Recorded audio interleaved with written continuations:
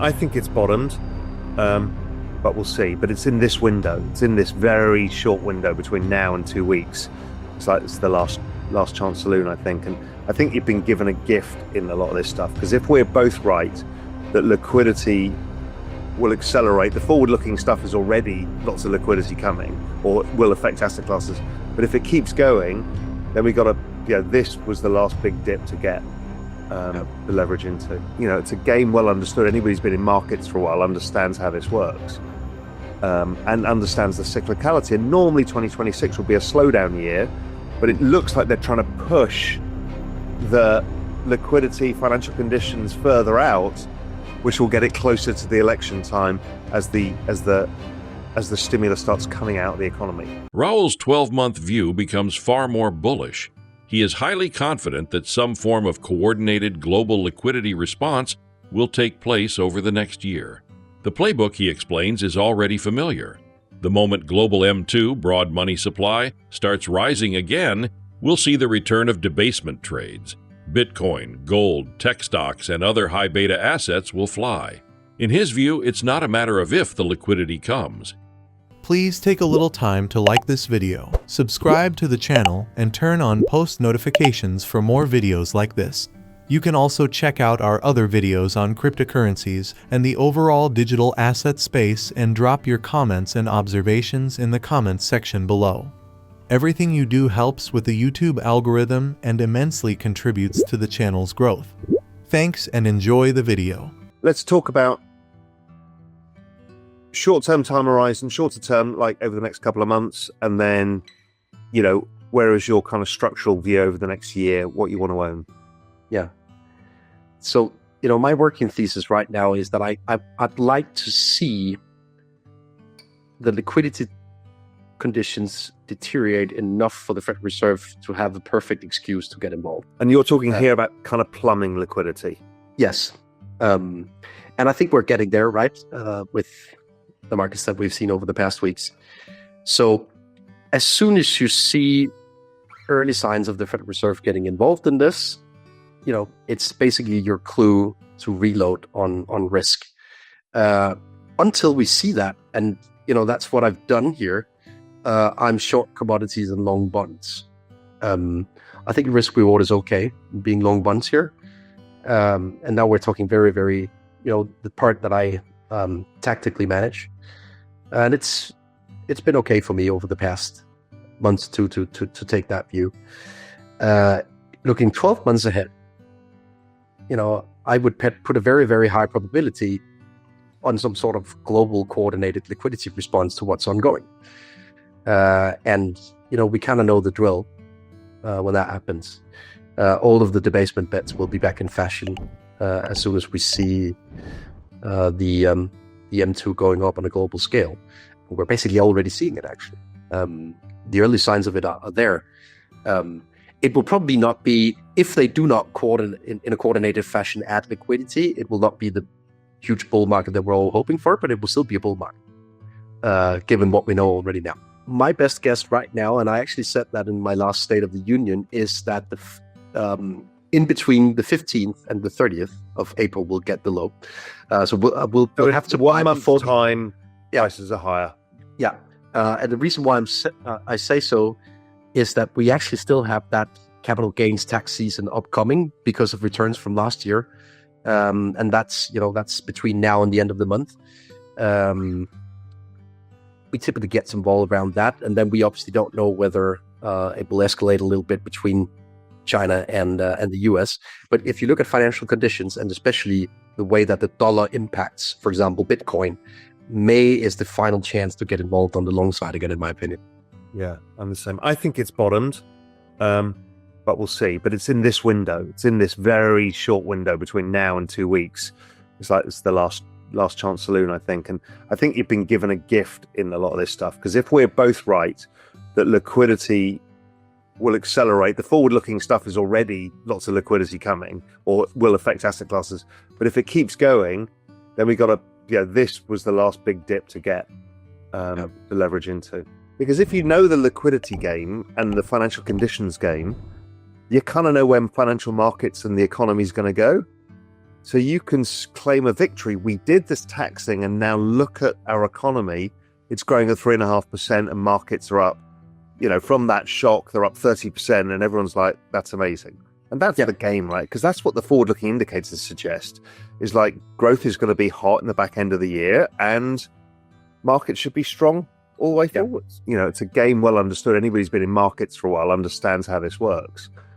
And understands the cyclicality. And normally 2026 will be a slowdown year, but it looks like they're trying to push the liquidity, financial conditions further out, which will get it closer to the election time as the stimulus starts coming out of the economy. It's actually very tricky when you have to trade and when you have to navigate drawdowns.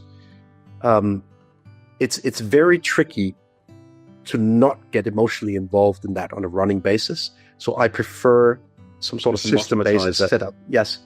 So, I now cast inflation, I now cast growth, I now cast liquidity conditions.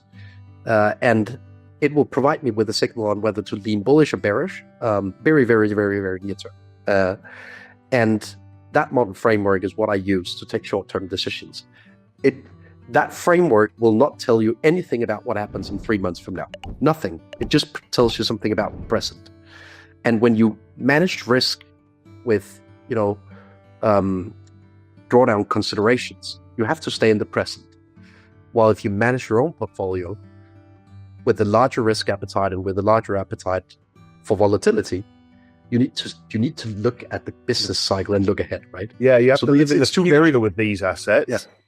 and the present with a real-time P&L for clients. Raoul doesn't claim to have all the answers, but he's clear about one thing. He wants to be prepared.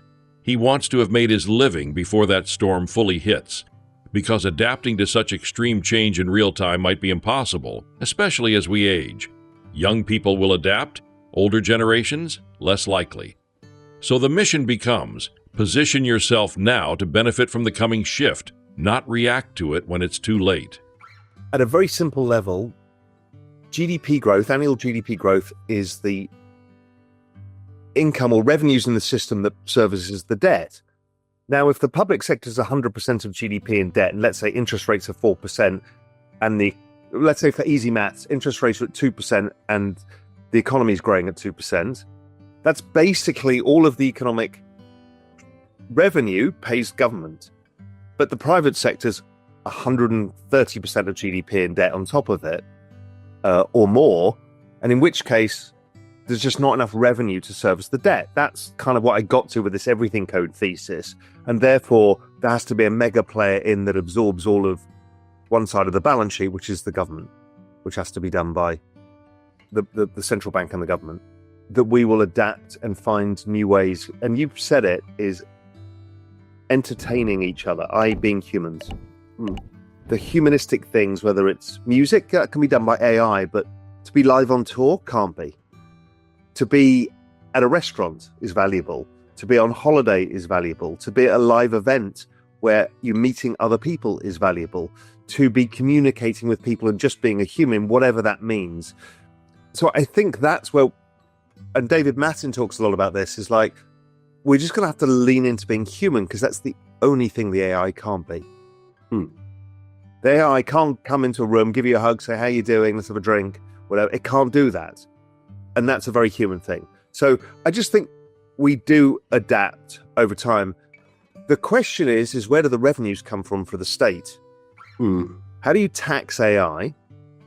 How do you tax, because a lot of this can be just agents. How do you tax them? How do you tax the robots? How do you bring the income side in to pay the UBI on the other side? That's not sure. While GDP growth could be 10%. Because of the insaneness of the productivity boost that happens. So you're getting massive GDP accruing to whom? Not clear. It's not large corporations employing 30,000 people. So, how the fuck does distribution of wealth happen? Does it matter anymore? I don't know. And this is why I came up with this idea of the economic singularity, where it becomes so much of I don't know anymore that I just think I just don't want to be trying to make a living in 6, 7 years' time. I want to have made my living so I can observe it and not have to adapt. Young kids will adapt. But, even for you and I, 7 years' time, unlikely to adapt to the scale of what needs to happen. And so I just think we'd better be careful. We don't have taxes, but we have import duties, which are tariffs. Yes. The whole country here works on a 30% import duty-ish, depending what it is. Between, books might be 0 and cars are 30%. But, everything you pay on import duty, it's all a tariff. Probably just everyone's like, the world's going to go into recession. This is the most ridiculous thing. We're like, well, tariffs have been going for centuries. It's an Arabic word. I don't know. It came from probably 2,000 years ago or 1,000 years ago. And so I just don't think it's that big a deal. No, of course there's a short-term shock here, but that's it, right? And doesn't that short-term shock get the central bank? Because we've both been talking about a soft patch in Q1, which is very clear, might drag a bit into Q2. That puts the probability of the central bank coming in higher, which is what they needed anyway. It's so much easier not having to file tax returns, company accounts, capital gains tax, inheritance tax, any of these things, but you pay it through a eye-wateringly expensive supermarket or whatever you're bringing in, but that's based on consumption. So it's difficult for super low-income people, workers, but there's abilities for them to get supported. But beyond that, it does seem to work. He even touches on taxation systems as we know them today. Income taxes might fade, replaced by tariffs and consumption-based taxes. Countries already function on import duties, a system that can be regressive but simpler. For low-income individuals, support systems must exist, but for most others, paying taxes through consumption may prove to be more straightforward. Raoul challenges the narrative that we're heading into a recession. He calls it ridiculous. Short-term shocks may happen, like the one we're in, but those shocks often create the pretext central banks need to act. And action is coming. The soft patch in Q1 might extend into Q2, but it's likely the catalyst for the Fed and other central banks to reignite growth. Please like and subscribe.